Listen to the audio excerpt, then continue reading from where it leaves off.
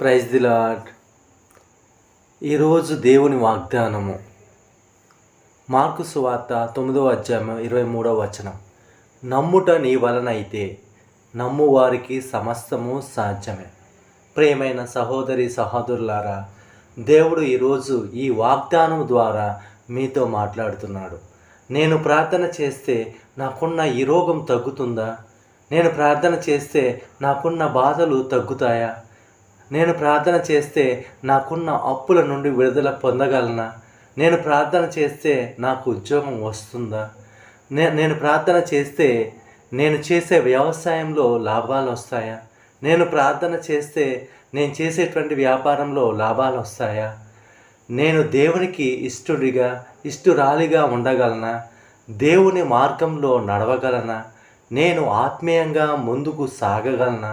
సాతానును ఎదిరించగలనా అనే అవిశ్వాసము వదిలి విశ్వాసముతో దేవుని ముందు మోకరించి కన్నీటితో నీ బాధను, నీ వేదనను దేవునితో చెప్పుకుంటే ఆ ప్రార్థన విన్నపములు తప్పకుండా నెరవేరుతాయి. అవిశ్వాసంతో ప్రార్థన చేస్తే అవి ఎప్పటికీ నెరవేరవు.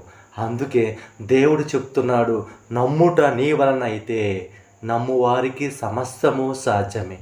ఇప్పుడే నీలో ఉన్న అవిశ్వాసతను నీ హృదయం నుండి తీసివేసి దేవుని యందు విశ్వాసంతో నమ్మకంతో ప్రార్థించు.